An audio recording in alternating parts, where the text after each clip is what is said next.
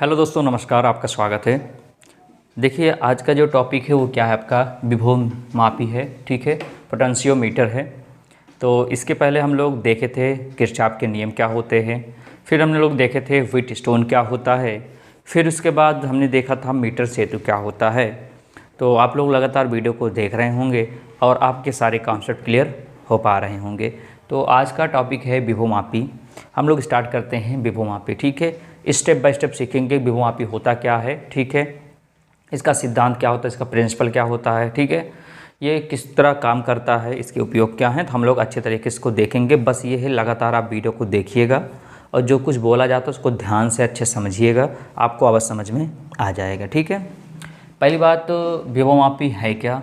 तो विभव मापी एक उपकरण होता है। क्या होता है? एक उपकरण होता है जिसका उपयोग सामान्यतः दो सेलों के विद्युत वाहक बल, क्या, विद्युत वाहक बलों की तुलना करने में। ठीक है, इस विभव मापी के माध्यम से, विभव मापी मतलब विभवों को मापना। क्या नापना? विभवों को मापना। ठीक है, तो दो सेलों के विद्युत वाहक बल जो होते हैं उनकी तुलना करने के लिए और किन्हीं दो बिंदुओं के बीच विभवांतर मापने भी इसका प्रयोग किया जाता है। बात समझ में आया? तो यानी इस उपकरण का उपयोग कैसे किया जाता है अब हम लोग देखेंगे।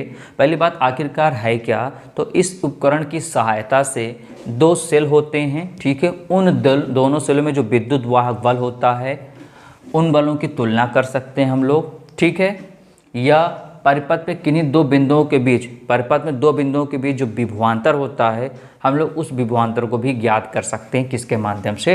विभव मापी के माध्यम से। ठीक है, और क्या किया जा सकता है, इसकी सहायता से किसी सेल का आंतरिक प्रतिरोध भी क्या कर सकते हैं, आप लोग ज्ञात कर सकते हैं। तो कितनी बातें समझे यहाँ पर? 3 बातें समझा। क्या कि यह एक प्रकार का उपकरण होता है। ठीक है, इसकी सहायता से दो विद्युत वाहक बल जो सेल होते हैं उनके बलों की तुलना कर सकते हो।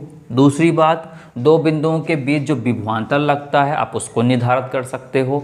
और उसके बाद किसी सेल का आंतरिक प्रतिरोध भी क्या कर सकते हो, आप विभव मापी की सहायता से निकाल सकते हो। यहाँ तक बात समझ में आया?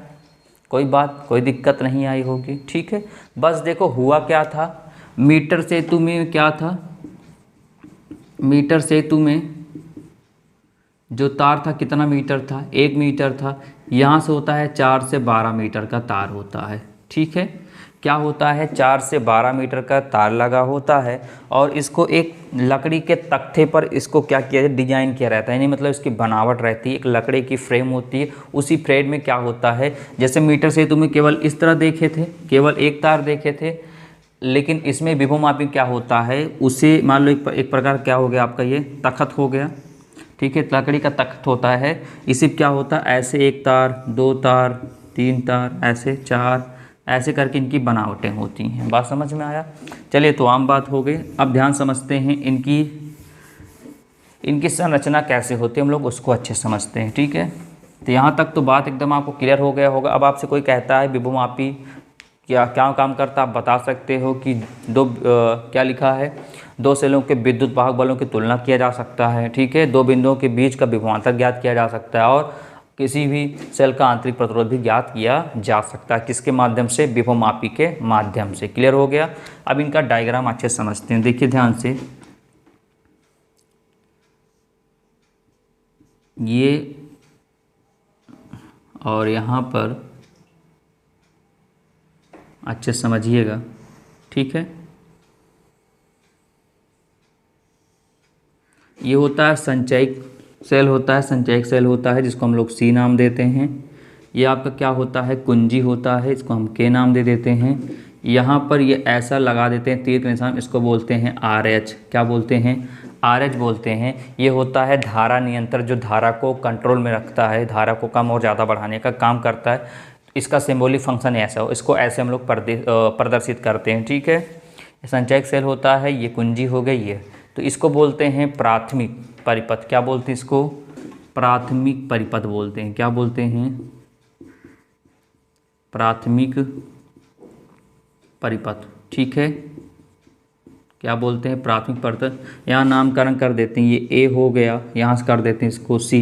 ये ए से सी तक जो देख रहे हो ये होता है विभवमापी का तार, जो तार लगा होता है इसको बोलते हैं विभवमापी का तार। तो ए सी क्या है, यहाँ पर ए सी क्या है आपका, विभवमापी का तार होता है। ठीक है, तो पहला अभी फ़िलहाल इसको समझते हैं, इसके बाद दूसरा डायग्राम समझेंगे। ठीक है, क्या सीखें, ध्यान दो कि यहाँ पर ए सी क्या है, विभवमापी का तार है। ठीक है, जिससे एक संचयक सेल, एक कुंजी के और धारा नियंत्रण RH श्रेणी क्रम में जुड़ा हुआ है, जिसे क्या बोलते हैं, प्राथमिक परिपथ कहते हैं। बात समझ में आ गया, कोई दिक्कत नहीं आई। फिर से AC क्या है, विभवमापी का तार है। ये भी तार उसी का बना होता है, क्या कंस्टेंटिन और किसका होता है, मैग्नीन का होता है। ठीक है, दोनों में कोई एक होगा। ठीक है, बस लंबाई इसकी 4 से 12 मीटर की होती है। ये लगातार ऐसे राउंड करता रहता है। ठीक है, तो AC क्या हो गया, विभवमापी का तार हो गया। ए से क्या किया गया है, ध्यान दो, यहाँ पर इसको C करके आप B भी कर सकते, कोई दिक्कत नहीं, चलो B कर देते हैं, आपकी इच्छा है। तो देखो A का हिस्सा ये प्लस है, B वाला हिस्सा क्या है, ये माइनस है। सही है ना। यहाँ पर A तथा B ये क्या है, विभवमापी का तार है, जिसमें संचयक सेल तथा कुंजी के और धारा नियंत्रण RH को श्रेणी क्रम में जोड़ा गया है। ठीक है, तो यहाँ पर एक घटना घटती है, घटना ये घटेगी, बात समझिएगा अच्छे से, बात समझिएगा कि यहाँ पर देखो ये A वाला सिरा किससे जुड़ा हुआ है, प्लस से। इसका मतलब ये जुड़ा है उच्च विभव से। किससे जुड़ा हुआ है, उच्च विभव से जुड़ा है। माइनस वाला, ये B वाला किससे जुड़ा है, माइनस से जुड़ा है। इसका मतलब ये वाला किससे जुड़ा है, निम्न विभव से। ठीक है, तो जब हम A से B की ओर आए बढ़ेंगे, क्या होंगे, A से क्या करेंगे, B की ओर क्या करेंगे हम लोग, जब बढ़ेंगे यानी प्लस से कहाँ जाएंगे, माइनस की ओर जाएंगे, तो उससे कहाँ जा रहा है, निम्न की ओर जा रहा है। तो यहाँ पर इन विभव का होगा पतन। क्या होगा, विभव का होगा पतन, यानी विभव में आएगी कमी। और जब विभव में आती है कमी यानी विभव पतन होता है, क्या होता है, जब विभव में क्या होती है, कमी होती है, जिसको हम लोग क्या बोलते हैं, विभव पतन, तब उसको क्या बोला जाता है, विभव प्रवणता। क्या बोलते हैं, विभव प्रवणता बोलते हैं। ठीक है, ये बात आप अपने दिलो जान बसा लीजिए, क्या कि जब A से B की तरफ बढ़ेंगे, ठीक है, निकुंजी को क्या करेंगे, यहाँ से बंद करेंगे। जब A से B की तरफ बढ़ेंगे तो जाहिर सी बात है उच्च विभव से कहाँ जा रहा है, निम्न विभव का क्या हो रहा है, विभव का मान क्या हो रहा है, घट रहा है। जब विभव के मान में कमी आती है तो उसको बोलते हैं विभव पतन, और जब विभव के मान में कमी आ जाती है उसको बोलते हैं विभव प्रवणता। क्या बोलते हैं, विभव प्रवणता। अब विभव प्रवणता डिनोट करते हैं कैपिटल K से। किससे करते हैं, कैपिटल K से। और K बराबर क्या होता है, V अपॉन, मान लेते हैं L लंबाई का तार है ये, तो इसको मान लिया L। बात समझ में आया। यहाँ पर एक छोटा सा सूत्र निकला, K बराबर V अपॉन L। विभव प्रवणता को K से डिनोट करते हैं, ये हो गया विभव, ये हो गया लेंथ मतलब लंबाई L हो गया। और अगर हम यहाँ से V निकालेंगे तो क्या हो जाएगा, ये हो जाएगा K इंटू L। क्या हो जाएगा, K इंटू L हो जाएगा। ठीक है, और अगर मान लो इसी मात्रक निकालना हो तो निकाल सकते हो आप। इसका मात्रक यहाँ पर ये होता है वोल्ट, ये होता है प्रति मीटर, वोल्ट प्रति मीटर। तो क्या इतनी स्टोरी समझ में आ गई, कोई दिक्कत नहीं आई होगी। देखो कभी भी जब एकांक लंबाई, देख रहे हो ना, एकांक लंबाई के साथ साथ जब विभव A से B की तरफ बढ़ेगा तो वहाँ पर विभव में आएगी कमी, क्योंकि प्लस से कहाँ जा रहा है, माइनस की ओर जा रहा है, तो कमी आएगी। जब कमी आती है तो क्या उत्पन्न हो जाता है, विभव प्रवणता उसको कहा जाता है। अब विभव प्रवणता किस में करते हैं, K से। K बराबर क्या होगा, V अपॉन, देख रहे हो ना, प्रति एकांक लंबाई, देख रहे हो ना, ये देखो प्रति एकांक लंबाई में विभव के मान में क्या हो रही, कमी हो रही, जिसको क्या बोलते हैं, विभव प्रवणता बोलते हैं। अगर यहाँ से V का मान निकालेंगे तो L भाग में इधर आएगा तो गुणम हो जाएगा, V बराबर कितना हो गया, K इंटू L हो गया। ये पहला सिस्टम आपको समझ में आ गया होगा। अब चलते हैं दूसरे डायग्राम पर। इतनी चीज़ें आप लिख सकते हैं, इसको हम मिटाने वाले हैं क्योंकि नीचे डायग्राम बनाना पड़ेगा, तो इसको हम दोबारा कहीं और लिख देते हैं। देखिए ध्यान से, तो इसको हम एक बार यहाँ पर लिख देते हैं। अभी डायग्राम बनाना पड़ेगा ना, तो समस्या होगी फिर समझने में आपको। चलिए, इसको एक किनारे लिख दिया जा रहा है। यहाँ पर लिख दे रहे हैं, ठीक है। इसको यहाँ पर लिख दिया जा रहा है क्या, जब विभव में क्या होती है, विभव में कमी होगी तो क्या उत्पन्न होगा, इसको हम लोग क्या बोलते हैं, विभव प्रवणता। अब विभव प्रवणता किसे डिनोट करते हैं, के से। के बराबर होता है V अपॉन L होता है। अगर V निकालेंगे तो कितना हो जाएगा, K इंटू L हो जाएगा। ठीक, बात समझ आया। तो पहला क्लियर हो गया सबको। क्या बोलोगे इसमें, पहला क्या कि प्राथमिक परिपथ में AB धारामापी का तार होता है, A से, जिससे ऐसे बोल सकते हो धारामापी तार होता है जिससे एक संचयी सेल, कुंजी और धारा नियंत्रक श्रेणी क्रम में जुड़ा होता है। ठीक, फिर विभवमापी के तार के साथ A से B की ओर आने पर विभव का मान कम होता है, जिसे हम लोग क्या कहते हैं, विभव प्रवणता। क्या हो गया, K बराबर V अपॉन L, L भाग में था, इधर आया गुणन बन गया, V बराबर K इंटू L हो गया। अब क्या होता है, अब इससे ध्यान दीजिएगा अच्छे, इससे यहाँ पर एक विद्युत वाहक बल लगा देते हैं, जिसको विद्युत वाहक सेल भी कहते हैं। यहाँ से ये क्या है, ये लग गया G गैल्वेनोमीटर। यहाँ से एक क्या लगा दिए हैं, एक यहाँ से लगा दिए हैं जॉकी। ठीक है, क्या लगा दिए हैं, जॉकी लगा दिए हैं। ठीक है, बात समझ में आया। चलिए अभी हटा देते हैं थोड़ी देर के लिए, जॉकी अभी नहीं टच करवाते हैं, थोड़ा ऐसे कर देते हैं, जॉकी बना दिया जाए। चलो, ये जॉकी बन गया। ठीक है, तो इसको बोलते हैं क्या, इसको बोलते हैं द्वितीय परिपथ बोलते हैं। क्या बोलते हैं इसको, द्वितीय। प्राथमिक परिपथ ये होता है, द्वितीय परिपथ होता है। ठीक है, ए से इस प्लस वाले को जोड़ा गया है। ठीक है, और यहाँ पर एक गैल्वेनोमीटर लगा हुआ है, और यह क्या लगा दिए हैं, जॉकी। जॉकी मैं कल आपको बताया था होता क्या है। ठीक, अब आगे बात करें तो देखिए है क्या। अब क्या करेंगे, वही पुराना सिस्टम कि इस जॉकी को एक बार इस तार के इस किनारे पर टच करवाएंगे।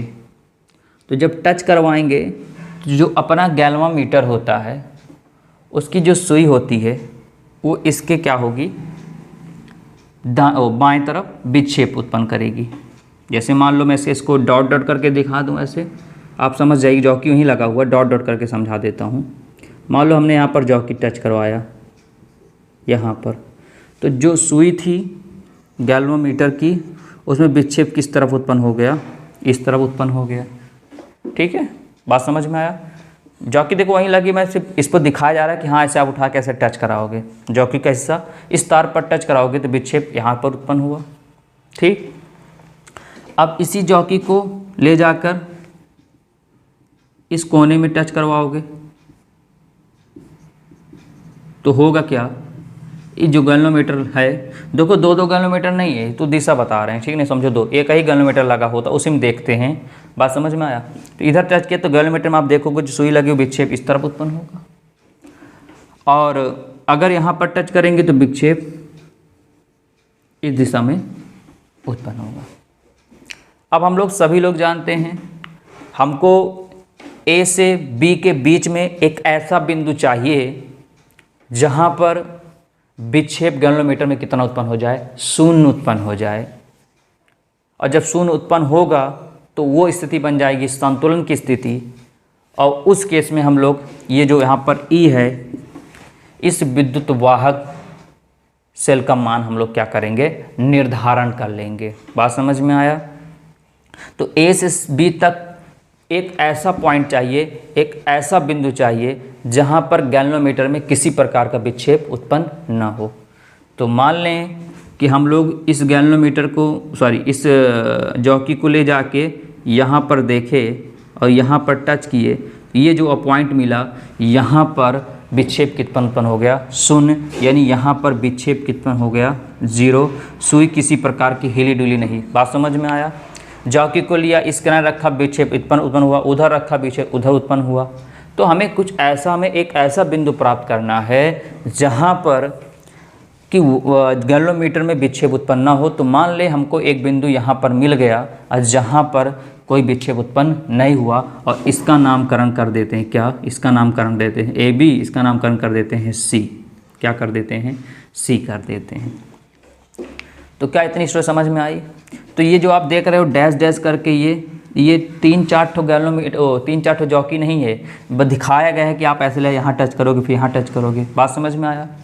तो आप इसको अगर बना लिए होंगे तो ये हमें जो लिखा है इसको मिटा दे रहे हैं ये वाला, तो डायग्राम आपको क्लियर समझ में आ जाएगा।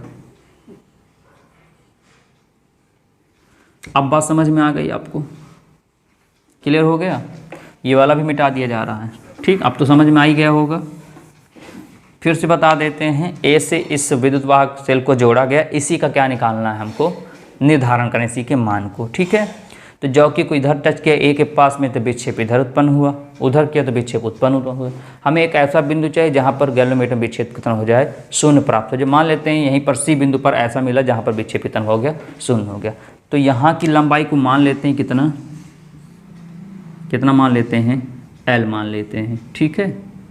तो होता क्या है, आप लिखे आइए हो क्या कि एकांक लंबाई में बढ़ने के साथ साथ क्या होता है, विभव में क्या आती है कमी आदि, इसको क्या बोलते हैं, विभव प्रवणता बोलते हैं। इसको हम लोग K बराबर V/L, तो V बराबर KL हो गया, ठीक है। तो यहाँ पर क्या होता है, E जो होता है, यानी E क्या मतलब, जो विद्युत वाहक सेल होता है उसका मान क्या होता है, A और C, A तथा C के बीच विभवांतर होता है। क्या होता है, यानी इसी सेल का, क्योंकि पढ़े क्या है ना, ऐसा उपकरण होता है जिससे दो सेलों के विद्युत वाहक बलों की तुलना की जा सकती है, ठीक है। यानी विद्युत वाहक बल हम लोग निकाल सकते हैं। तो जो विद्युत वाहक सेल लिखो या बल लिखो, विद्युत वाहक बल जो बल होता है वो A व C के बीच विभवांतर के मध्य लगता है, A व C के बीच विभवांतर के मध्य लगेगा। बात समझ में आया? चलिए, विद्युत वाहक बल यहाँ पर V है, यहाँ पर E है, तो यहाँ पर लिख देते हैं E बराबर A और C के बीच विभवांतर कितना है बताओ, A व C के बीच विभवांतर कितना है आपको निकालना। तो A व C के विभवांतर कितना मान लिए हैं, यहाँ पर L, तो ये हो गया L, और यहाँ पर क्या होता है K होता है, तो कितना निकल गया E बराबर K × L। केवल यहाँ पर V की बात कर रहा था, यहाँ पर किसकी बात कर, विद्युत वाहक बल की बात कर रहा था, E की बात कर रहा था, E बराबर K × L हो गया। बात समझ में आ गया? तो ये हो गया आपका क्या, विभव मापी का कॉन्सेप्ट हो गया। बात समझ में आया? किसी प्रकार की समस्याएं नहीं आई होंगी। फिर से रिलैक्स होकर बता देते हैं, हमको इसी का निकालना है। जब यहाँ पर बिंदु C हमको 0 मिल गया, यानी विभव मापी का मान, तो उस केस में कौन सी स्थिति बन जाती है, संतुलन की स्थिति बन जाती है। किसकी स्थिति बन जाती है, संतुलन की स्थिति बन जाती है। किसकी बन जाती है, संतुलन की स्थिति बन जाती है। आप लोग पढ़ा होगा व्हीटस्टोन में। और जब संतुलन की स्थिति बनती है तो जो E का मान होता है वो किसके बराबर होता है, A तथा C के बीच विभवांतर के बराबर होता है। इसके बीच विभवांतर कैसे निकलेगा, K × L। बात समझ में आ गया, E बराबर K × L हो गया। तो ये इतनी बात आपको समझ में आ गई होगी, किसी प्रकार की समस्याएं नहीं आई होंगी, ठीक है। और इससे हम लोग और भी कर सकते हैं, इससे हम लोग तुलना भी कर सकते हैं, दो सेलों के विद्युत वाहक बलों की तुलना भी कर सकते हैं, ठीक है। बात समझ में आया? तो उम्मीद करता हूँ आपको विभव मापी समझ में आ गया होगा, किसी प्रकार की समस्याएं नहीं आई होंगी। तो अगर वीडियो अच्छा लगा हो और चैनल सब्सक्राइब नहीं किया हो, चैनल को सब्सक्राइब करके आप जुड़ जाइए, क्योंकि इसके बाद बहुत सारे वीडियो आपके तक पहुँचेंगे और आपके सारे कॉन्सेप्ट हो जाएंगे क्लियर। तो नेक्स्ट लेक्चर में बात करेंगे, काफ़ी इंपॉर्टेंट डेरिवेशन लेकर आएंगे।